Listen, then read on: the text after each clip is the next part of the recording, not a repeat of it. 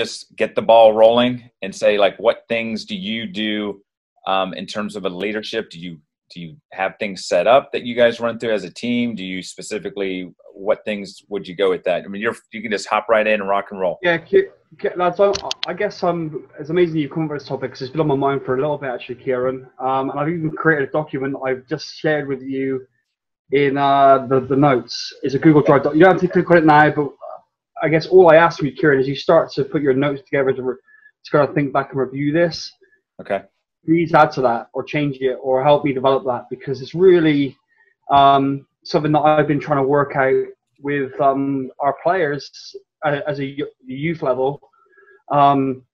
Really talking about what a leader is, but also trying to find leaders that we didn't know we had. And what I mean by that is we all kind of see the player that maybe is the biggest, the strongest, fastest kid, or he's the most vocal, or he's a troublemaker, whatever it is. We can empower that person and say, hey, here's the captain's armband. You go up to whatever that involves within the captain or the leadership component. But the reason why I created this document, and I've been thinking about this for a while, is there's so many young players that have never in their lives in a sporting environment really been given the keys to the car or the opportunity to become a leader in a game or at a training session, because it automatically goes to those people that are type A personalities and that we kind of see as the shining player or the best player on the field. And we ultimately want to we want to develop people first, and then soccer becomes the carrier of how we develop people, right? So I think it's a massive opportunity for us as organizations to empower young players. And here's the solution I came up with, I guess, is I just purchased like 20 armbands, and they got the letter C on them. They're the captain's armbands that you would strap around your arm.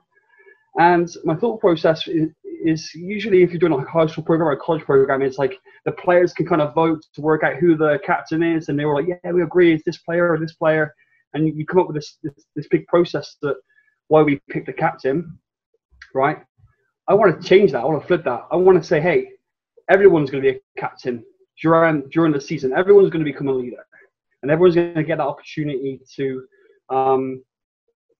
have to talk, to have to lead, and to be empowered. And I think my solution was week 1 through 12 or whatever, I give them here's your week. This is your captain's week, and you just change every week, and the kids has to embrace the fact that they've got to be the leader that week. They can't take a seat back. So many players just go through the whole career or whole life just be going, I'm a listener. I'm just going to enjoy the fact that I can just sit back and listen. Whereas I think this solution is we're empowering those players that possibly couldn't have ever had that opportunity in their lives to do it. So that was my kind of solution. I started that document to try and basically create a process that I can implement in our club. So I've done the first part. I've created a document. The second part is I've got the armbands, and it's funny you're on this discussion because it's really something that's been on the forefront of my mind. So that's where I'm at with it. Got it. Thank you, Russell. Anybody want to add in? Any thoughts on the? Yeah, I'll go. So actually, a couple of things that Russell had mentioned there. We got away from the team voting on who the captains were the last couple of years because we've had some pretty bad kids I won't say bad kids, but they were bad captains. Just didn't know how to lead. I'm a firm believer that as coaches that we need to teach kids how to lead.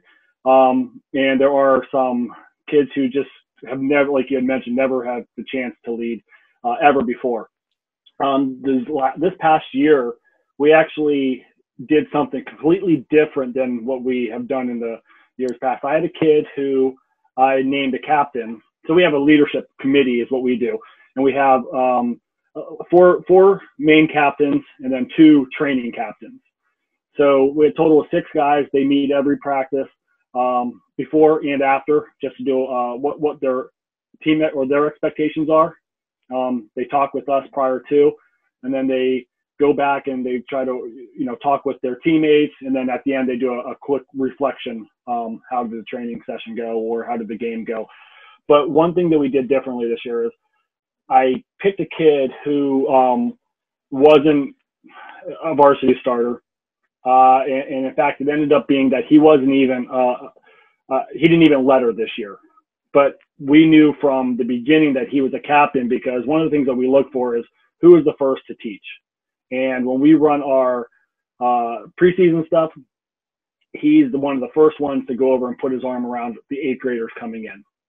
And he was there teaching. When we did like small sessions and stuff, like small sided games or new activities some of the kids might not have known, he was over there. He was leaving his group and going over to the younger ones because he noticed they were struggling, and showed them what was expected.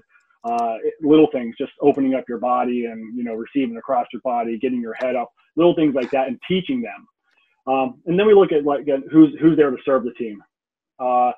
So these are the guys who we're looking for, who are there first to practice, last to leave, helping clean up, helping other kids, making sure they have rides home, or, stuff like that. So they're serving their team constantly. And then we're looking at the guys that goes along with that, who are empathetic and not on the field screaming at guys that we want this to be done this way. Again, putting the arm around them and saying, hey, it's okay. You're going to get better. Let's work on this. So we really focus on how we say things rather than what we're actually saying.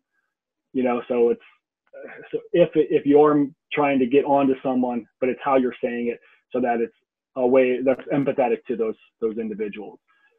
This kid, we took a lot of criticism from parents, some of the teammates, some of his teammates, that he wasn't a starter, but this kid was a leader. I mean, he's a leader and never knew how to lead before, but just those little things, he grew in confidence with these as the year went on.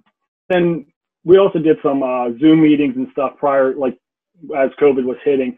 He was on every single week. And we had another kid who was a sophomore who we named as the captain too. And we did a time where they had to design their own training session and teach that training session to the rest of the team. And this kid as well, both of them, who I'm talking about, did a wonderful job with out there teaching and trying to break down the training session so that they can understand how to teach these kids, or when we're going into any session, how they can relay some of that information that we're trying to get across. So to us, that's how we pick our leaders. The cool thing that I hear from like both comments and then others is the idea of the leader doesn't necessarily have to be the best player on the field. And the cool thing, so like where Russell's at with the younger kids, like I know from being a director of coaching, you're trying to build up kids' self-esteem and potential across the board. So Russell's look is, I've got to get as many of these kids ready so that when they get to a spot where maybe they run into obstacles or struggles, they've had opportunities to be out of their comfort zone, like can't hide, like he said. And the cool things, like I heard, like relationship building, serving, and empathy, like those are huge. Like we stress character big time in my program now, constantly. And we went through in the summer and did like Friday like fun day. So it was like a character trait, and we would do an activity and what have you. But now even like I had the kids vote, because what happened previous regime was the coach picked the captains, and that ticked people off because he picked, even as I was a parent at that time, he picked kids that were turds. They're like, dude, why are you picking? Because it was more of a social, like, well, they've been in the program for 3 years or 4 years, so I'll let them be captains because they're seniors. So I like the idea of picking the kid that you don't think would possibly be one that gives them, and I just like the things that you're looking for in that, because then you can point that out to the others. Like, look, this is why he's a captain, because even though he's not playing, you know how important your bench is. Like if you guys aren't into it, we talked about it last week with the Florida-Kentucky game or whatever game it was, where the bench just was crazy as they made their comeback. So I think those are all really cool things, because it talks about characteristics of what a leader is versus, I think stereotypically you think it's that kid that's the best or is always ripping into other people. You know, you see the Ronaldo who doesn't like, or like a Ibra who's he just will ride you, and what have you. But even Brian talked about the other day when we were talking about some coaches that they constantly just ride and ride. And after a while, you just alienate those people. And that's even from like the coaching side of things. I want to give a quick shout out too, because Anthony's on. I appreciate you hopping on, my man. And what level do you coach, Anthony? I was coaching out at Hillsborough, but I made the jump to the dark side of being a referee. Oh, you're a referee. Mm-hmm. Huh. I've spent my entire life coaching until this is the first season that I had no coaching at all. Huh. And how was that experience? A lot less stressful. What level of games were you refereeing? Majority of them that I did this year was high school, but I've done a couple MDL games, some state league games. Did it give you a different appreciation being on the other side? Yes. Yes, it did. I've always ref club, and that was I was that coach that when I would start to get frustrated with the lack of calls that I thought were going my way, I would go walk off, put myself in timeout for a few minutes, calm down, and then just go back and do my thing and not worry as much about what the refs were doing. And I tried to convey that to the sidelines that I worked with. It's like, just take a minute, calm down. It's like the game's going to continue playing regardless of how you want it to be called either way. So get them to focus on how you want them to change the game and play that way. Mm-hmm. I've always wondered, because that's one I know. Lindsay, I can't say her last name, Basaglia, that's at Warren County. She has now got her referee's license because she wants to referee some as well and get that kind of idea of what it's like. Basaliga, famous dad. But yeah, I think, and even maybe Stephanie Plummer, I think are both kind of doing just to experience it and what have you. I'm going to pick your brain, Brian. What kind of things do you see maybe at the college level? What things do you guys do that maybe help? Or, I mean, is there kids that walk in as freshmen that you look at and go, okay, that's a grown leader? Or do you have to be a little bit more, like it's a little bit different, maybe Russell with the younger ones? I'm developing like young men that majority of my guys are, I got a handful that go to college to play, but is there anything you can add to the mix? Well, I guess I'll be the spoiler in the group. Well, the first thing I'm going to ask you guys is, what are we talking about here? Because it sounds like you're talking about picking captains versus developing leaders. And so I would ask, can you define what you mean by leadership?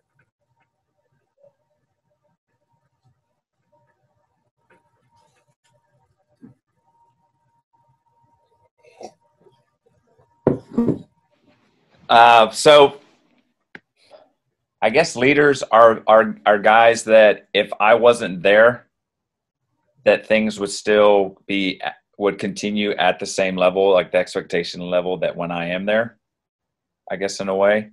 And they're the guys that, so when they're like in school, they're the leaders in the hallway that are like doing all the right things. They're the ones that are on top of their grades.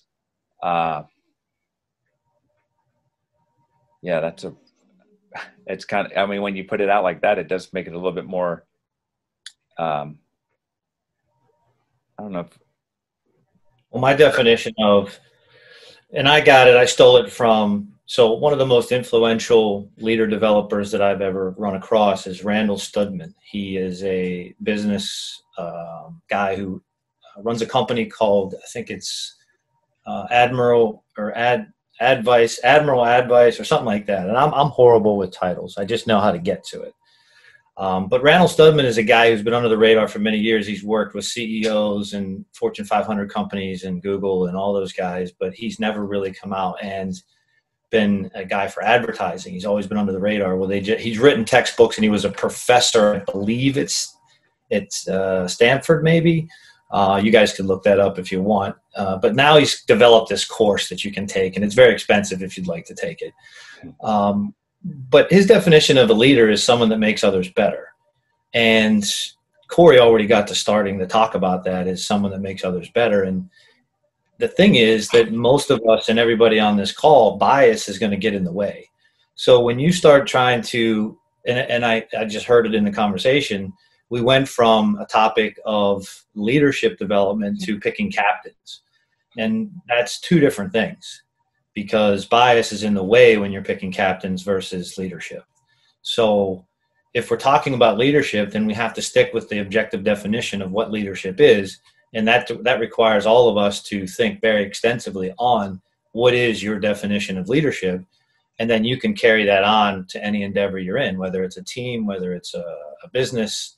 But if you keep changing your definition, and the second thing is, if we think about how people behave, people around us, and you're talking about young individuals. So all of us on this call are working with young people. The prefrontal cortex doesn't develop till they're 27, 28, 29 years old. So that means their conscious brain is overridden by their unconscious brain more often than not because of that. So more than likely, they are going to be influenced by somebody that's standing in front of them, and however they act, they're going to 80% act that out. I mean, just think about what's the best way children learn. Do they learn better by listening to what you say, or do they learn better by watching what you do? And so anybody that has an undeveloped prefrontal cortex, more often than not, is going to really learn from the way you act more than the way you speak. And so that's why I look at us as coaches. We are the most influential leaders on the field. But the difference becomes if you're the tyrant on the field during game time and some relaxed guy during training, you are creating cognitive dissonance in every player that you coach. Because if you are screaming and yelling from the sidelines at the referee, but yet you're telling your players that they should be doing X and act calm, there's no way that they're going to match those two together. That's like you telling a kid that the stove is not hot, and then he touches it and it is hot. He now has a problem. So as you can tell, I'm going on a little tyrant of this because I think we throw these comments and these topics out as just something that we do. And we don't really analyze it from an objective lens of saying, what is the definition objectively? And then do you carry that out every single day, every single moment, every single time you're doing something, right? And I love the strength and conditioning world to use this parallel because there's no other better way to paint this picture than a big fat guy talking about nutrition. I rest my case. Because the person you are speaking to, now just formulate that with leadership. The person speaking about leadership, the individual listening is not listening.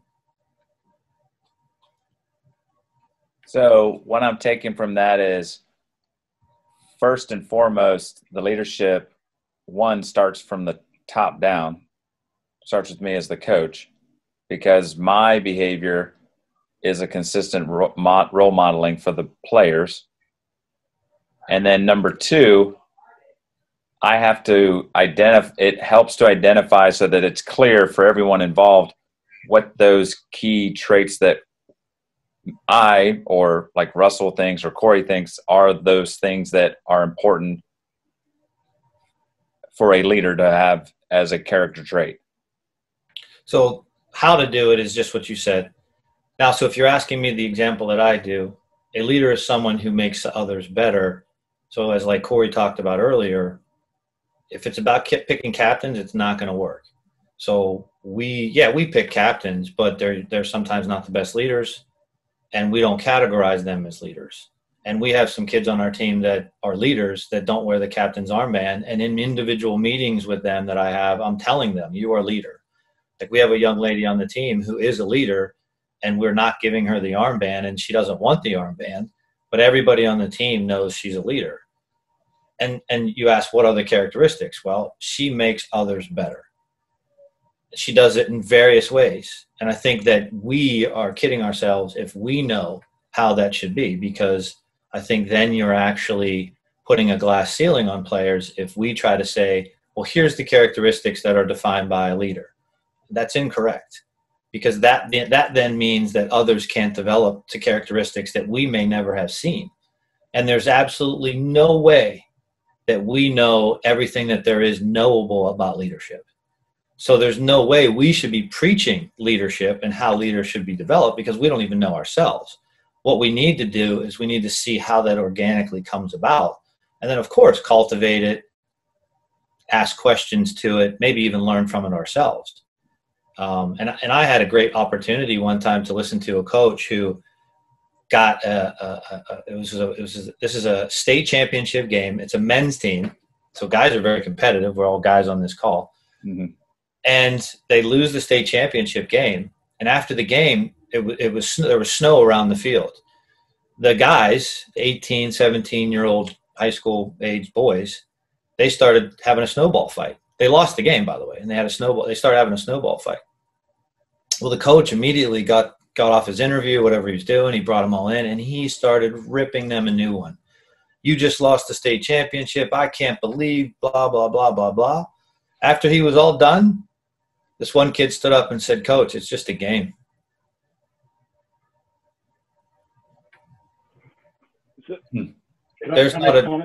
If there's not a drop the mic moment, there it is, right? Yeah, Corey, right? Yeah. So, hey, can I make a comment?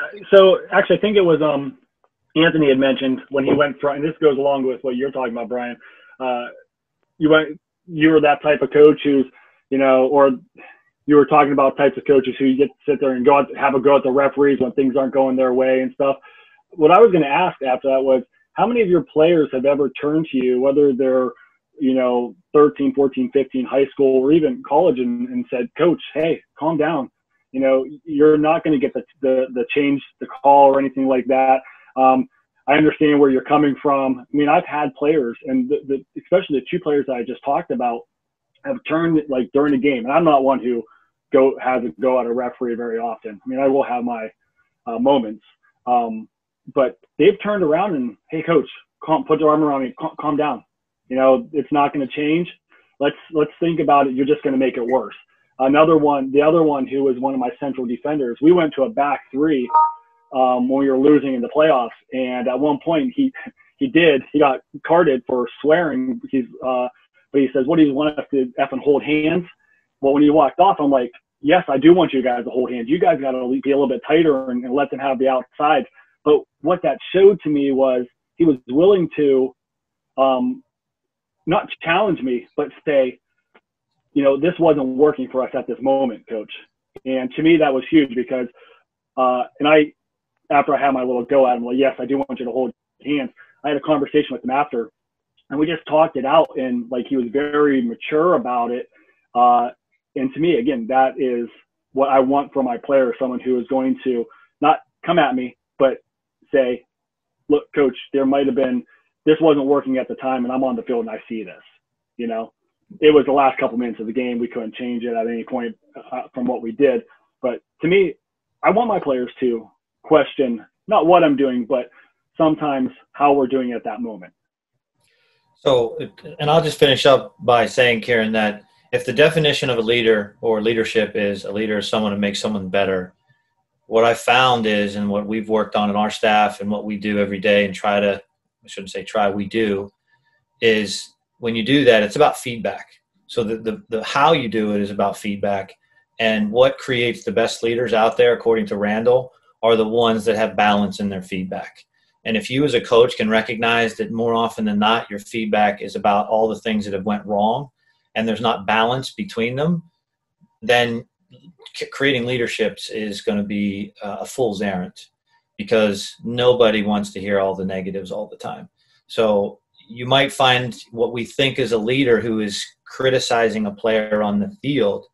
But for example, if it's always one-sided criticism, that's not a leader.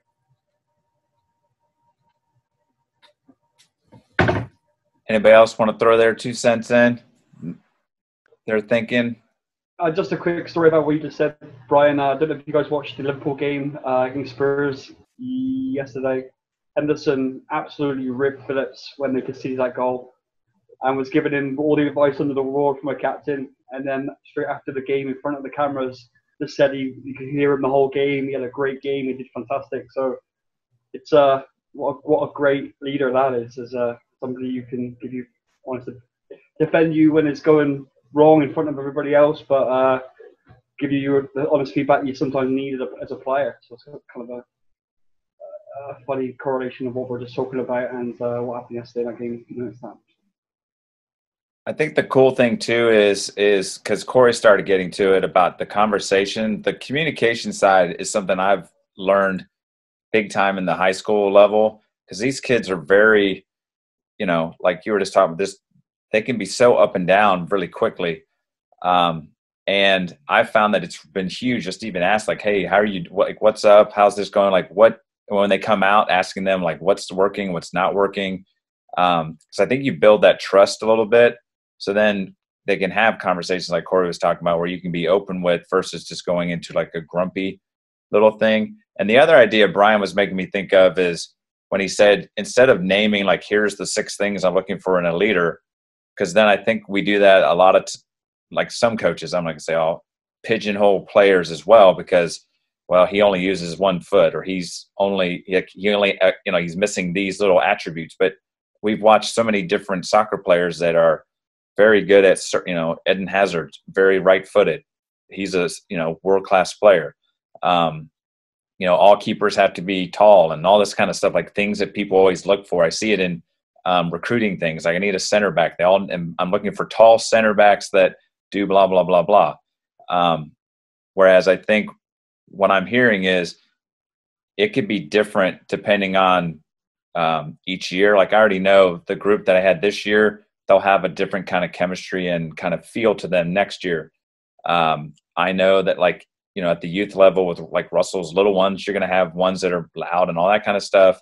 And then you'll have that one kid who doesn't say much, but he just works his tail off. Like, I think there's, and then like being able to kind of tap into each one and keep building them up, I think is huge. And just the idea too of just that leaders don't have to necessarily be captains actually kind of resonates with me a little bit more on that. I think that's some of my takeaways, because I even, just like I said, when Corey talked about his relationship serving empathetic was huge. And then the question of like, what is leadership? Like, and I think that's even where the lady that posted it on Twitter, I think the fact that she's asking it makes me think, just like we're having this discussion, is I never asked myself, like, what is leadership? Like, I just, like, does that mean that you are the best player, that you rip into people, that you're support, like, and I think it can change depending on like the moment in the game, or the practice, or what scenario you're at. Like, if maybe it's at school, that, you pull a kid over, we have some of our players that have been checking on some of our younger players, freshmen, with all this crazy remote learning and all that, and checking with them about how they're doing with school. So that's leadership, like trying to do those types of things. But I think it ultimately comes, this is why I'm in Russell's in Southwest Ohio, his club is around me, and I see all the stuff he puts out. It's all such positive, like communicating, and it's building kids up, and it's just cool opportunities for these kids to train and play cool little things, or dress up like zombies on one day and run around, like just cool little things like that. I think when we appreciate how much that actually, I think, can build up leaders, versus I think sometimes we see maybe it's like the military style of line them up and break them down and then build them up. And that doesn't necessarily, I think the balancing thing was another one that I wrote down on there. That's just kind of my takes on that. Anyone else want to throw we've got like 5 minutes left, and then we'll wrap this bad boy up, or sooner. Well, guys, I would think that if you develop your definition, it'll help you find a way to find the people that you're looking for. Because if the definition keeps changing, then you're going to keep changing, and then the players or whoever is being developed as a leader won't know what that looks like. So, yeah, there could be one universal definition of leadership, and that's why, Karen, we had this conversation about brain pollution. If you go on YouTube or Twitter and just try to find somebody's definition of leadership, and then utilize it in your program. What you're missing is what were the external factors that they're dealing with is why they developed that definition. So if you don't know their external factors, if you don't know the intricacies of that organization, you're implementing something with no clear vision. So that's why I think if you develop it for your own Middletown soccer club, and hey, maybe you get Corey involved, a former alum, who there might have been some type of definition that was back in those days of what developed him to be where he is. And maybe that's something that is, because it could be cultural, right? I'm sure Real Madrid's definition of leadership is much different than Barcelona's definition of leadership. So I would leave all of you on that, as if you just strive to develop what is your definition of leader or leadership, and then you start to develop how you're going to cultivate that within your program, coaches, teams, you know, whatever you have. So this, again, this was just, I've been doing a lot of like podcasting and YouTube stuff, and I always like put stuff out, but I never get like, and we always want to get feedback on it, but then like Twitter is 140 characters and you don't get enough from it. And so this is kind of the idea with this was, and last week, Corey was on and Colton was on. Colton's having phone trouble, so he can add into it, but Colton's from out in New York. And so there's so many people out there that just need opportunities to just kind of hear ideas. And so even if hopefully you just take away that, they always say if you take one or two things, I feel like we go to so many webinars and it's here's how you do, and then they just spew that like this would have been a leadership little whatever. I think now, like I've just taken all these now, I've got to think about, and Russell's been thinking about it. So now maybe he goes back to his Google Doc and he starts thinking, okay, I've thought about doing it this way, but maybe I could do whatever. And if that's something that is benefit, then that'd be awesome. And then, if periodically, if Corey, or Anthony says, hey, I was wondering about whatever, then just let me know. And then I'll just throw it out there. And then if people want to hop on and share it, I'm just trying to build kind of a professional learning network, just an opportunity to share some things. If you guys create your own little Zoom thing, I just met with Brian the other day through Tyler Wickham, who was on last week. And then he just was kind enough to hop on today. And it's just awesome to kind of pick pieces. Like I took stuff from Corey. I literally met a person that graduated from Middletown, an alum. So, I mean, that's just crazy awesome. And then Anthony's been kind of following a little bit more on Twitter. So to see, and then to hear that he's gone to refereeing. And so you start putting some connections with things. But in the end, we're all, like Brian said, we're all dealing with youth players. We're all trying to develop good quality play, good kids, all that kind of stuff. So I appreciate you guys hopping on tonight. Look forward to throwing out another idea that we can kind of delve into. And I think for me, like the soccer convention is something that I've always used to look forward to, go every couple of years to go just to connect with people and pick their brain or learn. And those opportunities are getting smaller and smaller and to do so. This is a great opportunity for us to share and develop. I'm actually going on my 11v11 and 9v9 courses in Kentucky this weekend. I spend the weekend freezing, but I don't need to do it because I've got my UEFA B. I've even coached a D license or taught it, and I'm just doing it because I want to get out, just go and meet other people and spend the time on the field this weekend. And I've not done it because it's a new program. So it's kind of like a networking, or not to gain like anything apart from real knowledge, and understanding. I guess a good coach is a better thief, right? It's it's one of the sayings, and if you can still take stuff from other people and put it into your coaching or the way that you do stuff is fantastic. I enjoy listening to Brian and Corey today, so thank you guys for sharing your knowledge. Yeah, pleasure meeting all of you. I appreciate you guys hopping on. If you got any questions, hit me up on Twitter and all that. But I appreciate you guys hopping on tonight. If you got anything else, I'll hang out for a couple minutes. If not, you're good to go. Thanks, guys. Pleasure, guys. Thanks, guys. Doing a good job.